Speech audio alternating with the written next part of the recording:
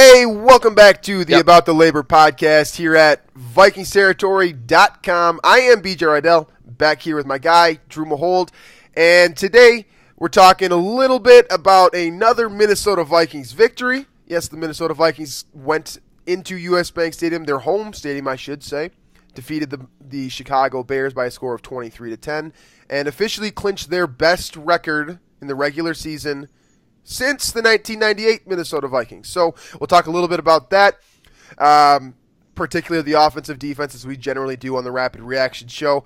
Then we'll talk a little bit about Pat Shurmur. So for those of you who don't know or haven't seen this yet, Shurmur was recently there was a request recently by the Detroit Lions to interview Pat Shurmur, so we'll talk a little bit about that and the implications surrounding that, and then we'll finish up with some Twitter questions like we always do. So that's the game plan for today, so let's get this sponsor note out of the way. Coming in hot from Can Wonderland. Can Wonderland is a one-of-a-kind Twin Cities experience. Pack up the kids and check out the coolest indoor mini golf course in Minnesota. Don't worry, there are plenty of creative cocktails and artisan pizza for the adults. Don't forget to stop by Black Stack Brewing upstairs for a couple of beers after mini golf. Can Wonderland, Black Stack Brewing, two spots that make the Twin Cities the best cities on earth. And for something personal, Happy New Year's, guys. I hope everyone had a great, safe night. And, go down to Black Stack. Enjoy New Year's with Black Stack because they have excellent beers. And then, like I said before, you can go on down to Can Wonderland, play a little bit of mini golf, possibly grab a beer, or possibly some of this artisan pizza, which I actually haven't tried yet. So that's probably something that I should do. So, All right, Drew, let's jump into the offense here. Let's start with Case Keenum, like we always do. What'd you think of his performance as a whole? And I guess how do you feel about the Vikings moving forward, knowing what we know from a complete perspective for Case Keenum? Yeah, he was – I hate to keep saying this on every show, but he's what we've expected from him all season, I think, or what he has shown anyway. Nothing really strayed from the norm there, from the status quo. A lot of concern was raised over his deep ball accuracy throughout the game, because there were a bunch of balls that were underthrown that actually ended up earning pass interference calls. But in the playoffs, I think a lot of people are concerned about that still carrying over, which is fair. Right. But I think that kind of turned into something where people all of a sudden were doubting this guy for the playoffs, and I think they drew more conclusions from that than they probably needed to. And it, if I think we've understood for the most part that Keenum's deep ball accuracy is erratic for the most part. He's hit on a couple this season that have been really nice, but overall, it's not perfect. So that's nothing new for me. I didn't expect him to drill a bunch of long throws in this game. I haven't expected it all year long, but he's an excellent. I guess the term game manager is kind of has a negative connotation to it, but he's a really good game manager. I think he's excellent at connecting on the shorter throws. He moves in the pocket well, and he did all of these things against the Bears, I thought. So, there's nothing really major to take away. I think he's the guy for the playoffs. I think he's, I'm not worried about this offense yet. If the Bears are a very good defense, I think people forget about that, and the Vikings still managed to put up 3 touchdowns on them. So, I think people are concerned more than they should be just based off of this game or just based off the Packers game. I think a lot of people are worried about this offense and Case Keenum just based on those games when, you won't, likely, I guess I'm not banking on Philly winning a game, but likely the Vikings won't be playing in single-degree temps like in Green Bay. And they also, 3 touchdowns on the Bears, that's borderline top 10 defense. I'll take that, especially with the Vikings defense. That's probably going to allow less than 3 touchdowns. Right. That's, as you were talking there, I was thinking about just all the teams in the past and the whole defense wins championships mentality. People love to throw around Trent Dilfer as as like the best example of how to relate. Obviously Trent Dilfer and the 2000 Baltimore Ravens is generally going to be that's what people try to connect the Vikings to after this regular season that they've had. But that's not necessarily the best example. The best example of this might be Tom Brady. Because Tom Brady is a quarterback with very... Wow, okay. You have to take your time with this one because you went from Trent Dilfer I know. to Tom Brady. I know. It's gonna. So let's make sure you know what you're saying here. I do. I know exactly. That's spicy. This is spicy. I know. I know exactly what I'm saying, and there are going to be some people that understand what I'm saying, and there are going to be some people that say that I'm full of shit, and that's fine with me. I don't care. So Trent Dilfer is known as the ultimate game manager, correct? I mean, everyone remembers him as being a guy who did just enough to get the job done. And the Baltimore Ravens defense back in 2000, Ray Lewis, I believe Ed Reed was on that team. It was chucked filled with Hall of Fame talent, like incredibly talented players, and that defense quite literally won that championship despite its quarterback. Now, this is why Tom Brady is so great, and this is why I believe he's the greatest of all time and won't budge on that, is because he's not naturally or physically talented. This is a player that quite literally worked his ass off to get to the point that he is today. He came into New England as an incredibly smart quarterback, a guy from Michigan. If you are familiar with Michigan, you know that it's a very difficult school to get into in even the first place. And on top of that, it's an incredibly difficult institution to learn from because of how difficult the concepts are and how knowledgeable the professors are. So my belief on Tom Brady is that this guy went into Michigan and he learned how to study. He learned how to read a defense. He learned how to do all these things extremely, extremely well. And those are the concepts, the traits that are most important to a quarterback. Confidence, passion, desire, just going out there with a chip on your shoulder every single week and doing your thing despite what other people might have to say about you. And Tom Brady does that better than everyone, straight up. There is no one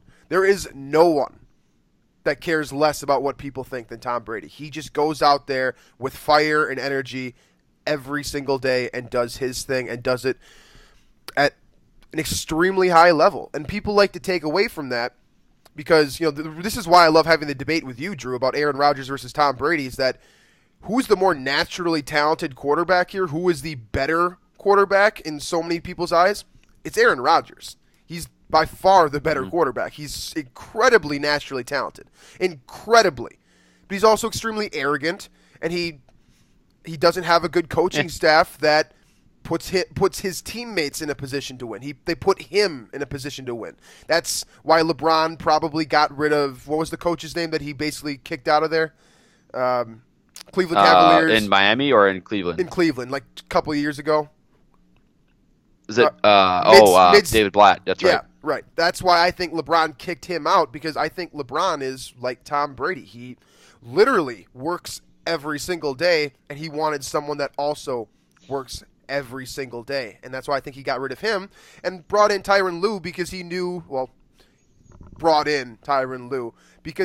that Lue works really, really hard because this is a guy that doesn't have the physical tools to succeed.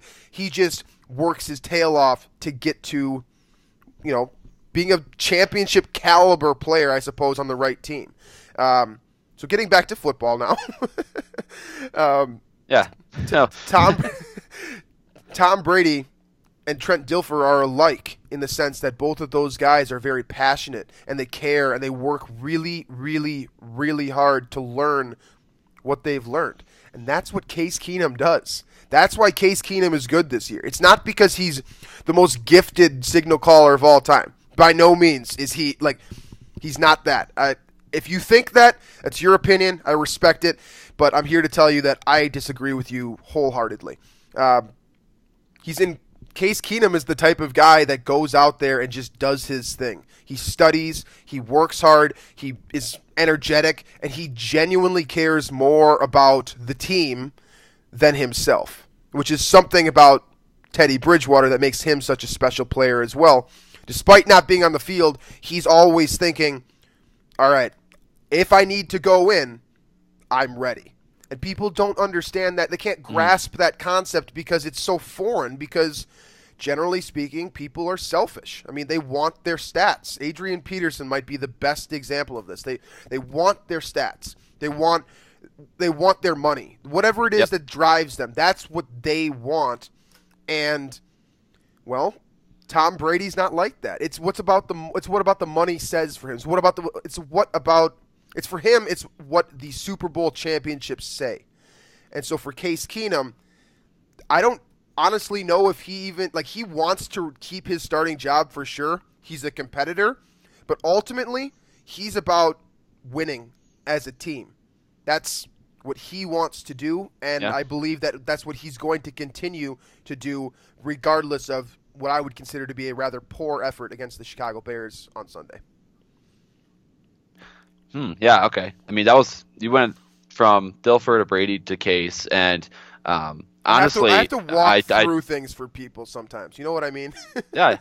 No, it did all make sense because I do think Case has that quality that, again, not the most talented guy, but he does have that there's a leadership quality there that I think is being shown more this season with winning and the success that happens, and then the team first mentality, and so I think I think we've seen this Pat Shurmur quite a bit this season where when games are ahead or when the Vikings are notably ahead by a couple scores, Case Keenum's production will drop because the play calling gets conservative and there's no there's not a complaint. There's nothing like that. It's just the Vikings go about their business, win games, and the Vikings aren't going to, with the exception of the Bengals game, they're not going to step on the throats of teams. That's just not the Mike Zimmer way. It seems like they just kind of want to go about their business, doing things the right way, trying not to get anybody hurt in the process of maybe trying to win by 30 instead of 20, that type of thing. And so, yeah, this is a team trying to win, and that's literally the only goal. And there's nothing else is on the table. Nothing else is being thought about. They want to win this game, and then the most important game of the season is the next one, following a win. It's just that's the mindset of this team. That's the mindset Mike Zimmer has instilled, and I think you see with Case Keenum, because again, like you said, it wasn't the most impressive performance against the Bears. And I thought a lot of the throws he did make were shorter ones, again, with the exception of a touchdown to Diggs. Another seems to have one of those every game where he throws a dime to Diggs in the end zone. But outside of that, there wasn't anything too impressive. And a lot of that's on play calling just because things weren't, they didn't have to air it out a lot. But also, Keenum wasn't, effective down the field. But again, he didn't have to be. Vikings scored 3 touchdowns on a very good defense. And the Vikings defense shut down the Bears thoroughly. So, this team doesn't need, prime Sam Bradford, prime Teddy Bridgewater, etc., to win this Super Bowl, in my opinion. They need Case Keenum, the guy that's going to guide this offense to top 10-ish production, and then you can kind of piggyback off this defense. That's definitely a Super Bowl caliber team right there. Absolutely. You look at the stat line for Case Keenum. I'll give you guys this information right now. It's 21 for 29, 189 yards, a 6.5 yards per attempt average, 1 touchdown, 2 sacks, 9 yards lost, a total QBR of 71.4, and a quarterback rating of 101.1. So when I look at those stats, what I can tell you straight up is that people are going to look at the yardage total first. They're going to see 189 yards, and they're going to say that's a poor performance by Case Keenum. Then they're going to look at the average numbers. If we're talking about a fan that enjoys advanced statistics and stuff of that nature, they're going to look at the average figure, which is 6.5, and they're going to realize that 6.5 is a very solid average. It's by no means elite, but it's very good. You can win with an average of 6.5 yards per attempt. And then they're going to look at the touchdown numbers, because ultimately all we care about is the scoreboard, right? That's what coaches preach. They try to explain to people that the scoreboard is all that truly matters when really, and part of this is on, college football to an extent, we care more about what the score says than the scoreboard itself sometimes. So sometimes when the Vikings lose, it's not because, they played poorly. In my opinion, you're just looking at the box score incorrectly at that point. You're looking at basic things that don't allow you context. And without context, you can't quite understand why one player is better than another. So a guy like Case Keenum, not the most physically gifted player in the world, but he clearly knows how to read a defense extremely well. Now, sometimes he gets hooked on his first read, and that's a problem. If you get hooked on your first read all game long, eventually guys like Darius Slay, guys like Xavier Rhodes, guys like Patrick Peterson, Richard Shurmur, Marcus Lattimore, Jalen Ramsey, they're going to key on that because they also understand the game at a very high level, and eventually they're going to start jumping routes. That's why experience is so important. That's why you have a guy like Terrence Newman on your team, despite the fact that, well, there are probably 3 cornerbacks right now on the Vikings roster who are more physically gifted than him, but he's incredibly intelligent because he knows what's going on in the game, and that's something that you can't buy grit, right? All you can do is try to pay it the right way. But you can't teach anyone to do that for themselves. They have to learn how to do that themselves, and that's very important. So Case Keenum has very clearly learned that, and for me, it took me a while to observe this player and see the difference between LA and Houston. And to me, that happened right around week 10 is when the confidence went through the roof for Case Keenum. He started having success on a consistent basis. He started feeling confident. He started feeling more and more passionate about the Vikings specifically. And Pat Shurmur probably fed off of that. That's what makes Pat Shurmur such a great coach, is that he was able to look at Case Keenum and say, all right, he's doing these things really well. He's really confident in these objectives or these concepts or these formations. So we're going to run primarily out of these things, but we also have to keep the defense honest. So if you're telegraphing plays with Latavius Murray, Jerick McKinnon, Dalvin Cook, whoever it is, you're not going to get much done just because if the defense knows, because the defense is smart too. You run into the wrong defensive coordinator, they're going to watch the fact that you've run I-form, single back, and they're going to be like, okay, single back? Probably a stretch play to the right. All right, let's try that out, call the play, let's see what happens. And generally speaking, the smartest guys are going to catch on eventually, and that's why Adrian Peterson fell off a cliff real quick, because he demanded touches in an offense that was catered to him as opposed to the quarterback. It wasn't a team sport. And that's why this Minnesota Vikings team is so great. And it's why Pat Shurmur is being interviewed for other head coaching positions, which we'll get to later. But, I mean, we can kind of move on here from Keenum, but I just wanted to, cap it by, again, reiterating that, the Vikings, I understand being concerned about Case Keenum and what he'll be like in the playoffs. It's his first, big stage moment as a quarterback, leading a team into the playoffs with a first-round bye. I get all that. But this Vikings offense, to a degree, has taken a step back, I guess, if you want to say it that way, the last couple of weeks. But this team still won by, 16 points and 13 points. And, without a gimmick touchdown by the Bears on a, weird misdirection punt, whatever you want to call that. It's not another blowout. So I'm personally not that concerned about really anything at this point. I still think this offense is potent enough anyway to carry this team over teams like the Rams at home, over teams like the Panthers at home, and over the Eagles if the Vikings go to Philly, especially with Nick Foles in at quarterback. So the one team I am concerned about is the Saints, because I think they're really strong on both sides of the football. But for the most part, the Vikings are in a really, really good position with Case Keenum here. And so I'm not that concerned. This team's still winning handedly, even with this quote-unquote step back on offense. So, but I think, moving on to kind of the rest of the offense, Diggs and Thielen were the leading receivers at both 6 catches for 65 and 61, I believe, yards. And Thielen got that big bonus. Big day for Thielen, capping off that's a pretty wealthy day for a guy, because I believe he ended. Okay, I think that was he got his total $1 million bonus for 90 catches. Like, he capped that off, and then I think that also raised his escalator from $500K to $1 million for next year as well. So he made a lot of money on that 90th catch, and I think you had mentioned too that that's probably why the Vikings left him on the field longer than we probably wanted. It's just because it's a team sport.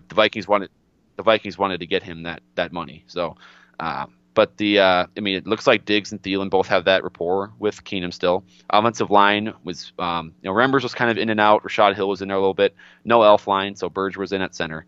But I thought the team handled that really well. Running game was explosive. Latavius Murray had 111 and 2 touchdowns. Jerick McKinnon was, in and out of the game for the most part, but that duo still looks effective enough. So I have no real concerns again because this is a tough Bears defense and the Vikings handle them pretty well. Absolutely. It's impressive what all of these guys have been able to do, honestly. You look at the situation for Stephon Diggs and Adam Thielen particularly. They've had 2 quarterbacks this year, technically 3 if you want to count the two throws for Teddy Bridgewater. But yeah. That'd be very generous to count that one, but let's right. The point here is that you're looking at 2 guys in Thielen and Diggs who are clearly very capable of adjusting to whoever's throwing them the football. It's not easy to do that because every quarterback throws a football at a different speed, different rotation on the spiral. Every quarterback is different. What makes Case Keenum so great is that he has great awareness and great self-awareness, to be honest with you, is that he's able to manipulate the pocket, get out of the pocket quickly, and do all of those things at a very high level. Now, that's what, when we talk about wide receivers elevating a quarterback, getting, the quarterback a companion he can trust. Think about what happened with Jared Goff and Sammy Watkins, and then how that has elevated guys like Robert Woods around him out in L.A., for example. That type of thing works because it's a team sport. I think that people just have gotten so used to hearing it's a team sport, it's a team sport, it's a team sport, that we literally forget it's a team sport. There's 53 men on the roster plus 10 practice squad players. I mean, people are going to make mistakes regularly, and if you're able to just look at that mistake and be like, all right, I trust this guy to learn from that mistake, probably going to work out okay. And for the Vikings, sitting at 13-3, clearly this is a team that is okay within their roles. Every single one of these guys. And part of me believes that guys like Stephon Diggs and Adam Thielen are okay with their roles because they've learned that everything is earned. It's not just handed directly to you. Undrafted free agent Adam Thielen, we all know his story at this point, right? Diggs, 5th round guy out of Maryland. He had a lot of things taken away from him when he was there in Maryland for the first time. He didn't have the same quarterback. He didn't have the same guys around him to help. And he was basically a Percy Harvin-like player. Well, and we know his personal story too, right? We know his personal story, why he stayed locally, because he needed to help raise his little brothers, right? So that's part of this too, where a lot of the players on this team have gone through a lot of battles either on or off the field to get to where they are to be on this team. So, I could go through this list. Everson Griffin with his rough start to he had 2 arrests in like 4 days back when he was a rookie, right? Yep. And then you have, Mike Remmers was undrafted, had tried with the Vikings back in the day. Then they cut him. Nick Easton was undrafted. Case Keenum obviously undrafted. You could go on and on here about guys that were not supposed to make it technically, and they did make it. So I think that's part of why this team and Mike Zimmer's mentality too are blending so perfectly, and why this is working out is just because of the story of. Mike Zimmer's got that too. He was denied over and over for a head coaching job. I think it was 12 times. 12 reported times that Mike Zimmer interviewed for a head coaching position. That's probably right. And was turned away. Yeah, 12. That's why Rick Spielman is so special, by the way, guys, is that he was able to see through Mike Zimmer and basically say to himself, if we want to create the ultimate team, this is the guy to do it. And he knew that he had to work in sync with Mike Zimmer, I assume. And that allowed him. One of the coolest shots that the Fox crew got yesterday as the game was winding down was Mike Zimmer, congratulating like 10 coaches in a row in a span of I probably showed him for like 20 seconds on camera, and he's going to each coach. There was, Shurmur, Patterson, Gray, whoever. They had them all there. They're congratulating all of them. He's got a big smile on his face. That's cool to see, and I think Mike Zimmer deserves that. That deserves this shot right here after all these years of grinding, and being denied, and then finally getting his chance. And then 2015 happens with Blair Walsh. Then 2016 happens with like the 100,000 injuries to the offensive line. The Vikings are finally supposedly healthy here. Looks like they'll be healthy for the playoffs. So I think a lot of the players on this team, their story, their work ethic, their grit, as you said, the way they grind, they deserve this chance, which kind of does carry over into the defense because we've talked about a team sport, right? And I think this Vikings defense is the perfect example of playing team defense because, I mean, there's a reason that a lot of these guys aren't getting individual national recognition as opposed to, some bigger names that probably are getting more time in the spotlight. But it's because the way this team defense or this team plays defense, it's based on everybody contributing to their role equally. And if that happens, then that's when this team leads the league in, or I guess fewest yards allowed, fewest points allowed, the lowest third down conversion rate in NFL history since they've been keeping track of it since 1991, and on and on and on. So, I mean, you can trace all this back to Mike Zimmer and the hiring of Mike Zimmer by Rick Spielman. But I mean, this defense, it's one of the all-time greats, arguably, right? I mean, it's got to be up there. Yeah, it's an extremely impressive season front to back. And it's, like you said, I think that's really important what you just said, that a lot of these players aren't going to be recognized strictly because, Stephon Diggs, I believe, didn't finish with over 1,000 yards this season, so people are going to look at him and they're going to say, "Oh, he's a number two, he's a number 2," because the bar for a number 1 receiver is generally going to be about 1,000 to 1,200 receiving yards, depending on where you stand on that. That's the stereotype for a number 1 receiver. Sure. But what makes Diggs and Thielen so great is that these guys have kept their mouths shut for the most part. They play with a lot of passion and energy, and sometimes you can see from their body language how they're feeling on the field if you look. But for the most part, these are two guys that are well aware of how great they are and how great they could be, and they're just going one step at a time. Cordero Patterson might be another example of this. He's probably known for a very long time that he was going to be great, and to a degree, he might have kind of accepted the fact that what he is. He's cool with being arguably the greatest return man of all time, and that's why the Vikings aren't, possibly getting their return on investment as a first-round pick. That's probably why he went to Oakland to get an opportunity over there. But you look at the situation with a lot of these different players, and it's just extremely impressive what they've been able to do. That's just the offense that we're talking about.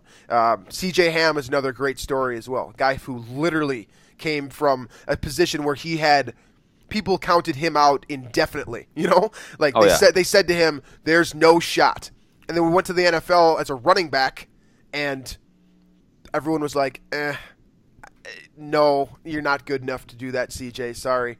And Bye. And then Mike Zimmer or Pat Shurmur, one of them, I don't know who it was, probably looked at CJ Ham and looked into, his grit and his desire and how hard he was working. It was like, we need to find a role for this guy somehow, some way. We got to find a role for him because this guy has the ability to really be great. And that's what they did. They found a fullback role. He gets a couple touches every now and then. He got the one catch yesterday for 6 yards. It's not going to show up that he played an important role in the box score. But if you look at C.J. Ham, the player, the snaps that he played this entire year, I don't believe he made a mistake.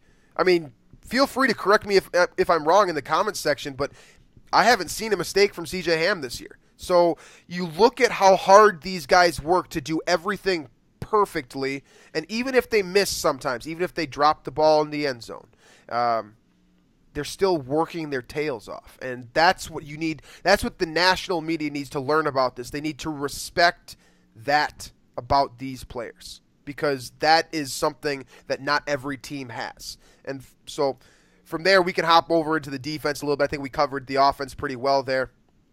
Harrison Smith continued to do his thing. I believe, I think you probably saw this as well. Finished with the highest Pro Football Focus grade ever recorded for the safety position. And not a Pro Bowler, by the way. Hashtag not a Pro Bowler. Is that not the perfect theme to what I'm talking about right now? Is that because he's humble and quiet, he doesn't get to be a Pro Bowler. And this is why Richard Shurmur is a true genius, by the way. Richard Shurmur knew that he was playing on national television, and so he got up there and just started screaming. He just started yelling because he knew. He knew that if he just put himself out there without a helmet on, people would be able to put a face to the name. They'd be able to look at him and be like, "That's the guy that guy is marketable." I mean, that's how America came to know Richard Sherman, is when he knocked that pass away to get to the Super Bowl against San Francisco, and then went over to Michael Crabtree and offered his hand and said all kinds of things and had that interview. I believe that was Aaron Andrews that just looked at. I mean, eyes just got massive as Sherman was yelling things into the microphone. But yeah, I mean, Harrison Smith's not that guy, and a lot of the top safeties, defensive backs, defensive players are guys that are going to let you know how good they are. And meanwhile, this not just Harrison Smith, but a lot of the guys on this Vikings defense are Linval just going to Joseph. say, "Well, I'm one piece of this puzzle. I do my job. The rest of the team does this job, and they make it easier for me." That's how this team and this mentality, this Mike Zimmer thing, that's how it all works. Yeah, you look at, you think about like Linval Joseph and Danielle Hunter, two guys who are incredibly talented, but continue to work hard regardless. I think that Danielle Hunter probably has known since he was a kid that he was a special athlete, right? And maybe during his time at LSU, he took that for granted. Again, I'm assuming right now that's an assumption. And he got to Mike Zimmer's program, and he immediately realized that he had another opportunity to be great. And that's why he has gotten so much out of himself over the last couple years, because he's been working hard to work on those pass rushing moves. And I know Jordan Reed says this all the time, that if if he does learn the pass rushing skill set a la Everson Griffin possibly at any point, this guy is going to be one of the most dynamic playmakers in the NFL because he's just that naturally talented. But that's on him to figure that type of thing out. Tom Johnson's another great example of this. Undrafted, went to New Orleans, didn't get the job done. Maybe he had a bad attitude. I don't know. I don't know Tom Johnson personally, but maybe that's what it was. He's been a journeyman defensive tackle, if that's a thing. I mean, that's what he's pretty much embodied that term before last couple of years. And that's he comes into Mike Zimmer's defense and he starts playing that Geno Atkins role, right, as the 3 technique, being able to be a primary pass rusher, but generally he's going to come off the field on third down and kind of just accept his role as such. And that's why I always say to people, like, you don't need to at the players when they do something wrong. Like, they're super aware. Like, they're hyper aware of when they do something wrong because they're so football savvy, right? So a guy like Tom Johnson, he comes off the field on third down a lot of the time because his strength is pass rushing. He's aware of that, and he's accepted that role, and that's what makes him such a dynamite football player from that 3 technique spot. Now, on third down, if they run a draw or something like that, that might be something that catches Tom Johnson off guard because run defense is something that he's been gradually improving on. And for what it's worth, I think he's gotten a lot better since he's been in Minnesota. He's left in there on third down, or excuse me, more like on first and second down is when the pass rusher is going to be out there. But you know what I'm saying. So you look at all of these. You're talking about third and short stuff, right? Like they try to bring him out in third and short. Yeah, right. For example, Shurmur Stephen, when he's healthy, that will come in for him because that's where he excels, is the run defense, playing the kind of a nose tackle or a defensive or a 3 tech if paired with Linval, right? That's a pretty solid combo on 3rd and 1 when the opposing team needs a yard for a big first down. You're going to put Shurmur Stephen in there instead of Tom Johnson. Right, and what makes this team so impressive, I suppose, is that none of them need to scream from the mountains how good they are. Harrison Smith is definitively the best safety in the league, in my opinion. I'm not going to argue that anymore with anyone. If someone wants to argue Cam Chancellor or Earl Thomas, go for it. I'm just not going to answer anymore. Like I think that there is proof on the field at this point that Harrison Smith is the best safety in the game. Anthony Barr is incredibly talented. I mean, it might have taken him some time to sort of adjust to the league and adjust to what he needs to do, but he's become great this season. This is Anthony Barr's true breakout year. People think that probably happened 2 years ago, but this is his breakout campaign. Same could probably be said of Eric Kendricks as well. I think that he probably has a chip on his shoulder because he knew that he was a first-round pick. Like, in his heart, I think that he knew that he was a first-round pick, and he came in with intensity immediately, and maybe for a moment or two, he might have surpassed Barr as far as, because these two guys are interchangeable to a degree. They both do a lot of the same stuff, where Barr specifically pass rushes a little bit more than Kendricks, who kind of excels more in coverage than Barr does. They complement each other super well. That's what makes them such a great tandem at linebacker. That's why you want both of them on the field at the same time, by the way. And then guys like Trey Waynes, a 2-star recruit out of Milwaukee. Do you really expect that guy to go to Michigan State and become the number 11 overall pick? 170 pounds or whatever it was when he entered school, something like that. Yeah.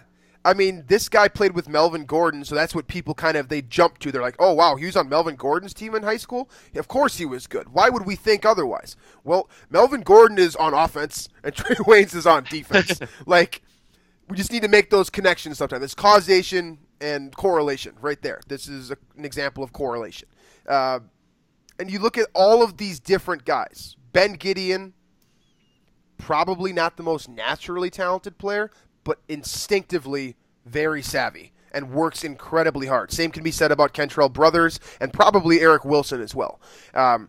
Special teams guys, what makes special teams players great, first and foremost, is a guy like Mike Prefer who can point to specific players as guys who are going to work well within what he tries to do. And then secondly, it's those guys saying, Jaron Kearse, for example, sucking it up and saying to himself, yeah, I was a starting safety on a national championship Clemson team, but right now I'm a special teams ace, and I'm going to be the best gunner in the NFL.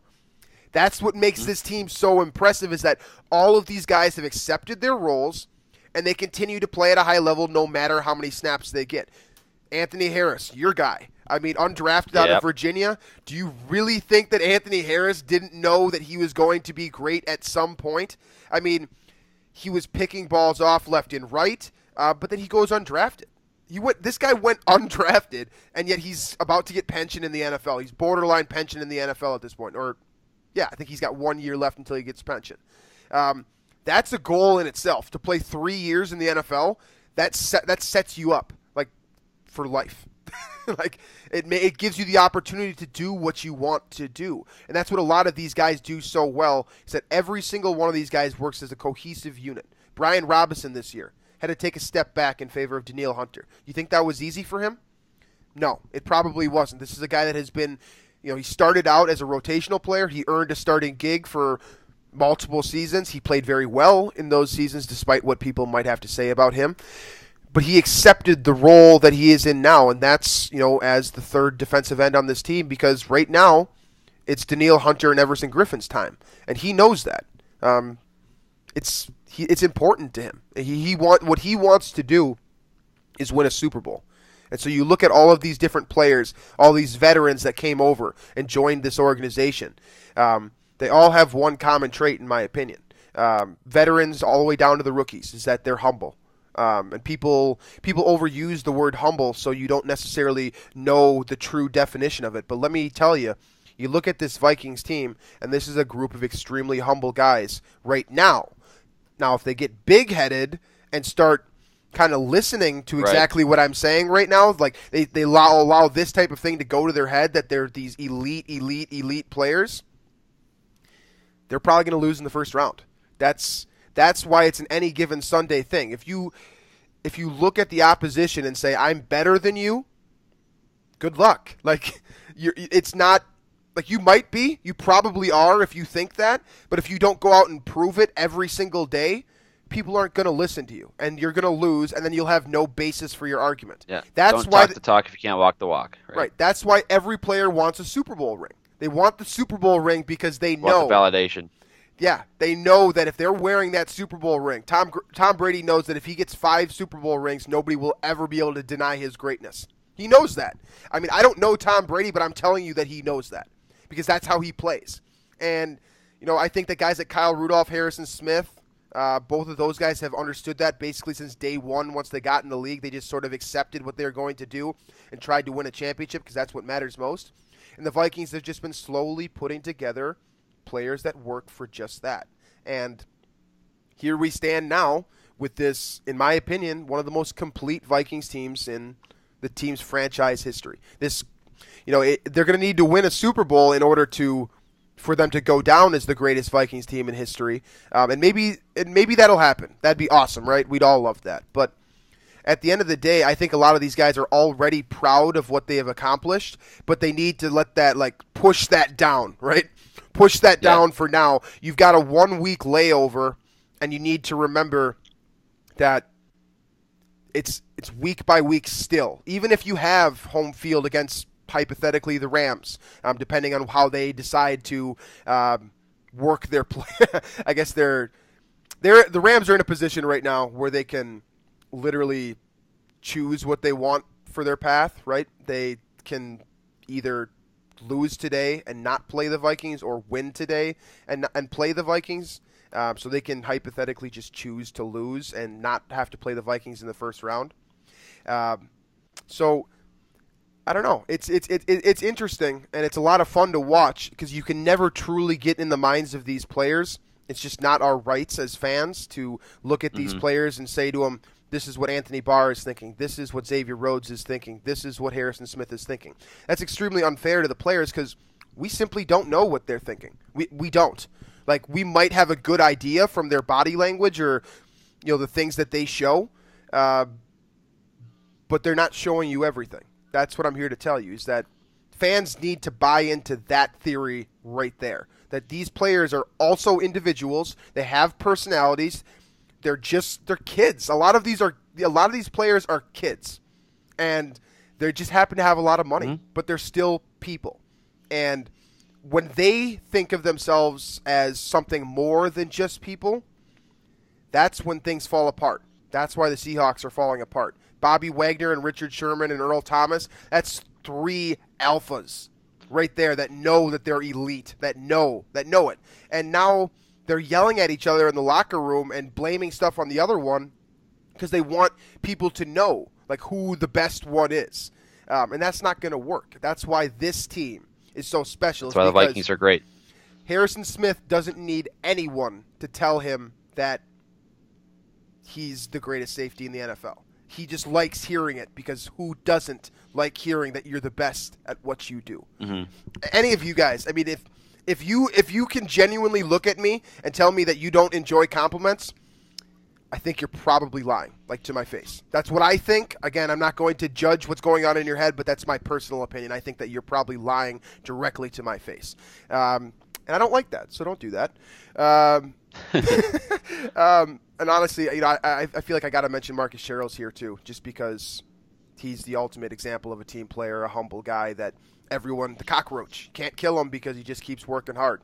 And he's known for I saw that joke, by the way, during the game. Someone, when he got rocked by that, I can't remember who it was for the Bears, but he got rocked and someone said, well, you can't kill the cockroach, and Sherrills gets right back up. Yeah, so it's a special team, man. It really is. And, I know that we didn't go through offense, defense kind of in a line here, but I think that the message here, the theme of this episode is pretty clear-cut, that this team is a result of grit and passion, not natural ability for the most part. Is there a lot of naturally talented players on this team? Absolutely. Most of them are on the defensive side of the football, though. The offensive guys, Stephon Diggs is extremely naturally talented, but other than him, Riley Reif also very naturally talented. I'm talking relative to the NFL right now, of course. Every single one of these players is elite. Yeah.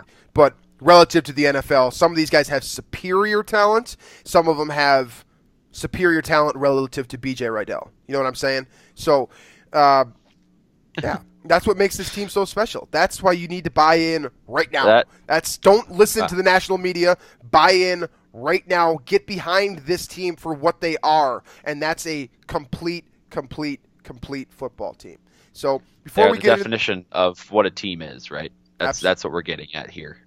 And we didn't go through the actual Bears performance for this defense. I don't think you kind of went, that was a good, double-digit minute soliloquy there for you. That was well done. That was a long time talking was it about double-digit minutes? the Vikings defense. It probably was. I stopped keeping track, but I mean, yeah, and this kind of does leak into a little bit of the Pat Shurmur discussion that we wanted to touch on briefly.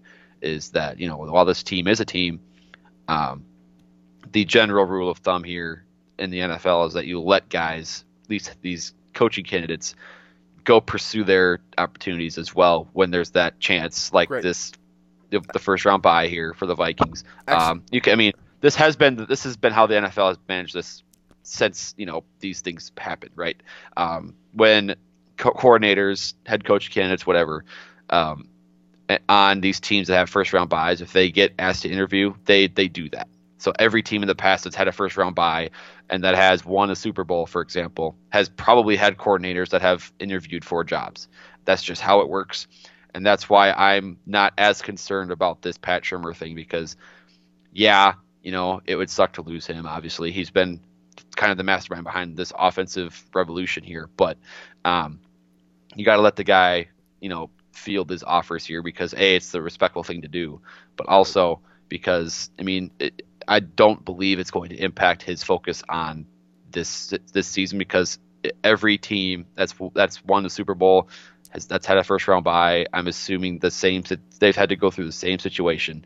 So I don't see why suddenly this would be that much different. Right. And what's fun about the Vikings is they allow their coaching staff and their players to make their own decisions. So while the Detroit Lions have requested access to Pat Shurmur in order to interview him, there's a very real possibility that Pat Shurmur looks at that and says, "Let's talk after the season," just like Kyle Shanahan did last year. Because ultimately, if you're really, really, really good at what you do and you trust yourself, you wait. You wait until because he's going to get a chance either way. I feel like people are going to wait on. From what it sounds like, he's one of the premier candidates. So if he says no to teams, there will be teams that wait until after the Super Bowl. Right. I think so. Right. That's my personal opinion as well. So I think we can talk more about Pat Shurmur later on this week as the situation develops and we know more about it. But for now, let's jump into the Twitter questions for the week, starting off with number one here. Yeah, by the way, I was Eli at Skolsky's who did kind of ask us about Shurmur and the head coach interviews. So our first one here then, so we kind of covered that one, obviously. Our first one here is from Tommy Gunn, at Tommy the Gun 13. He is asking us if the Vikings can please close out a game before the last 2 minutes. So I think he thought the Packers game and the Bears game in particular kind of were close for too long, and they should have been put away sooner. I don't know what you're thinking about that, but I think we kind of touched on it earlier, in my opinion, that Vikings just win. They don't really. I don't think Zimmer cares if it's by 100 or by like 8. I think he just wants to win the game, and I think that's kind of why some of these games are closer, it appears, than they should be sometimes. I just think that they manage it a little bit differently than a lot of teams would, I think. I completely agree with you. It's one of those situations where this team. People look again. I blamed this on college football earlier, so I'm going to bring that back now and sort of explain what I meant by this. Is that college football, its system, because there are so many teams, it forces people to think that the best teams are the ones that win by 70, when in reality, the best teams are the ones that go out there and are dominant. Alabama, Clemson, Florida State, Ohio dominant State, and score Michigan differential State. are not the same thing. Right. Score differential is an indicator. It correlates well with good teams, so people use it all the time to explain a point. But point differential can ultimately be an example. It sometimes can be just someone. It can ultimately be someone who just had a bad day. I don't know. Maybe Teddy Bridgewater might have something to say about that. I don't know. So it's I'm not worried about it. The Vikings, in my opinion. Let's look at the schedule and how many times the Vikings have blown a lead. That's a big 0, I'm pretty sure, because the Steelers game, they trailed most of that game. Yeah. The Lions game was close the entire game, and then the Vikings ended up playing from behind, I believe, the entire fourth quarter. Yep. The Panthers game, the Vikings were behind most of the game. So when the Vikings have been ahead in games, they've won them. Right. So especially late, especially if they had that lead in the second half, they've won those games. And this conservative, Pat Shurmur does get conservative in the second half. I think that's pretty clear to me, but it works. So that's why I'm not worried too much about that being a problem. This team just they haven't done it all year. They haven't collapsed or, given up a big lead in the fourth quarter or whatever it is. So that's why I'm not concerned about it. But next one here, it kind of goes along the same lines. Not really though. This is from the account is called Minnesota Viking Deutschland, a Vikings fan from Germany at German_Skull_fan. So shout out to our international listeners here. Thanks, guys. He says, Happy New Year. Thanks for the great podcast. Thank you for the kind words. I don't know how to say that in German. I would if I knew how. What do you think is the reason as to why Teddy didn't play in the second half? Wouldn't it be reasonable to give Keenum's back up some more reps, or is this an indication of where the Vikings see Sam Bradford if he returns? Does that mean he would be QB2 coming back? Or do you not see any correlation or indications there? I see no correlation there. This is what I see. I see Mike Zimmer being a guy that he doesn't quit until the game is over. So the best example of this is when Teddy Bridgewater went into the game against Cincinnati. Let's think about that as from a more broad perspective. People saw Teddy. It was 34-0 with like 7 minutes left. Like that's what it took to get Teddy in the game. Right. So. Could Teddy have gone into the game when the Vikings were up 14-0? Yeah, the defense was playing really, really well. But Mike Zimmer, I believe, understands that you have to adapt situationally. And if you take the quarterback out of the game too early, you're setting yourself up to fail because then you get them out of their rhythm and you get them out of everything. So to me, the reason why he didn't play is simply because Mike Zimmer didn't feel comfortable yet. When Mike Zimmer feels comfortable, that's a dangerous thing. It's a really, really dangerous thing when Mike Zimmer starts feeling comfortable, because either that means that he has destroyed you mentally and that team is just inept, like the game is over, which is what I think happened against Cincinnati, or you have something happen like Detroit last year. You go into prevent and you start playing safe. You start playing it safe, and Mike Zimmer probably remembers how that game went. You know what I'm saying? So that's what I see from that game. I don't take a whole lot more away from it than just that. Yeah, I don't think there's anything that Again, I think the conservative aspect here kind of does play into this, playing Teddy, because I think Mike Zimmer sees it as a risk to play Teddy if the game is theoretically still in reach for the Bears, and so that's why I think he just didn't see the field.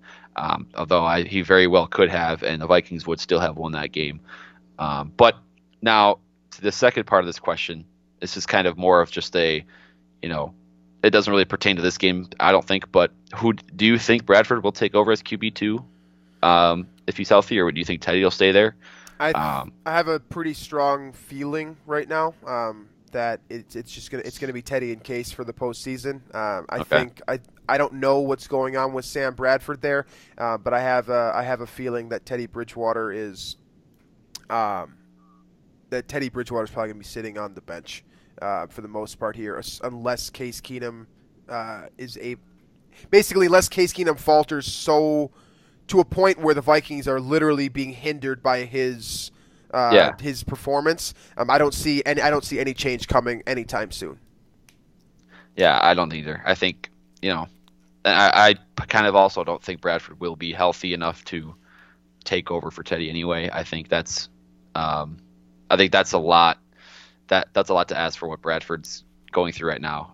I'm fascinated by this QB trio because, like Aldo said on the last show, like it's so rare to have three very good quality starting quarterbacks on one team. Absolutely. And he said all those words were the foresight it took for Rick Spielman to assemble that all together and kind of make it all work and give guys the time to still shine and earn those big contracts that they're probably going to earn. I mean, that's remarkable work by Rick Spielman, and his remarkable work has led to this team. So I think that might be, because that was our last Twitter question, I believe. So that might be the perfect way to end the show, I think. Yeah, I know that we touched on a couple of other things. We got a question from Daryl Stoffer and our guy earlier this week regarding after the Vikings game, I should say. He was asking us about the Rams and what they should do. So I gave my opinion on that earlier in the show. What do you think that the Rams should go out and try to win this football game and then ultimately be forced to play the Vikings? They lost. The 49ers drilled them, but I do think they lost on purpose to try and be the 4. Yeah, that's probably how I should have phrased that question. Excuse me. Yeah. I do think they should have. I would have done the same thing, honestly, knowing what Philly's doing, and I think that was their goal. I think he can phrase how he wants, McVay or whoever it is can phrase how he wants. Well, we just want our guys to be healthy, but he doesn't want to come to US Bank Stadium. That's pretty much. That's what I'm taking from it, and the fact that the Bucs still ended up beating the Saints, and the Saints fell to 4 with that is just, it's karma. I love that. So now we know that the Rams are scared to go to US Bank Stadium, and if they win, they're already done, right? You can't be scared and run away from a team, and then when you go play them again, you're already at a big disadvantage. So that's why I really wanted the Saints to lose that game, and I'm really glad Jameis Winston, for once in the season, pulled off a win that he shouldn't have pulled off, because that was fun to watch. And shout out to Andy Dalton too. You guys see what happened with the Bills and all that? Andy Dalton. I saw this tweet. I saw a tweet earlier this week. I can't remember who said it, but or I should say yesterday, because we're recording on a Monday and that happened yesterday. But I don't know when you guys are listening, so I think that it's funny because Andy Dalton. Someone said that Andy Dalton deserves free drinks in Buffalo for the rest of his life. Basically, that's a long playoff drought Buffalo had, and Andy Dalton does deserve some credit for ending it. So it's extremely impressive, man. It really is, and it's been a wacky NFL season. It's been a lot of fun, and I'm enjoying the ride. I know that you are as well, and I encourage all of our listeners. I know that probably a lot of you guys turned this show off after I said the name Trent Dilfer in the same sentence as Tom Brady, and I wanted people to turn it off at that point. That was why I did that, because I knew that there are some people who listen to the show all the way through and try to listen to all the information, and there are other people who just listen to the points that they want to listen to, and that's fine. Again, we like that too. That still works for us. That still helps us with, what we're trying to do in improving our project. But we really care about the people that literally listen to us all the way through. And so for those of you that do that, and were frustrated with the fact that I compared Trent Dilfer and Tom Brady earlier in the show, hopefully you listened all the way through to what I was explaining there, and I appreciate you for doing that, and we appreciate everyone for listening to the show and helping us reach the point that we're at now, and helping the Vikings. This is why they say that you're the greatest fans in the world, guys, is because the encouragement goes a long way. When you fill up US Bank Stadium, even when this team is bad, that goes a long way. When your feelings are, your negative feelings are on Twitter, they see that stuff. I don't know which guys specifically see it, but they all talk. They're in the locker room together. So if someone says something negative about Teddy Bridgewater knows. Probably. I don't know that for a fact, but I assume that Teddy Bridgewater is well aware of when someone says something negative about him, and he's probably laughing in your face, to be honest. So that's about all I got, unless you have any final notes here. Anything? I don't. I think I'm going to kind of preview the next show. I think we'll go into the kind of the playoff, the official seedings, the matchups, which teams are most dangerous, that type of thing. And then we'll kind of start to give a regular season recap. We'll start on Wednesday. We'll do the offense. Friday we'll do the defense. That's how we're going to get through the bye week. And then I think we'll probably touch on a little bit of the playoff matchups and who we think is going to win those, and what we should, what what people should look for in those games as to how the Vikings can exploit and beat the teams that win those games. So that's probably what we'll start with on Wednesday, a combination of those things. But yeah, and then I believe the Vikings official starting time for their playoff game is 3:40 on the Sunday, so it's the last slot of the weekend of the playoff games in the divisional round. And it will be Joe Buck and Troy Aikman on the call. And I could not be happier about that. I'm sure. So let's end on Joe Buck then. Thanks as always, folks, for listening to us. You can find my work at zonecoverage.com, Drew's work at vikingsterritory.com, iTunes, Stitcher, and CastBox. Primarily CastBox. That's the place to find us. Black Stack Brewing, make sure you're going down there. Can Wonderland directly underneath. It's a fun world for everyone. Make sure to check that out. And SOCOM Creative. The work that they have done, their agency have done for us and our show specifically is just, it's amazing. Mm-hmm. They've done so much for us, and we're thrilled to continue working with them. And hopefully you guys can give them a shot as well and trust them and their process, because I think they do a hell of a job. So Black Stack Brewing, SOCOM Creative, Can Wonderland, those are our 3 sponsors for today. Thanks as always, folks, and we will catch you guys later on this week.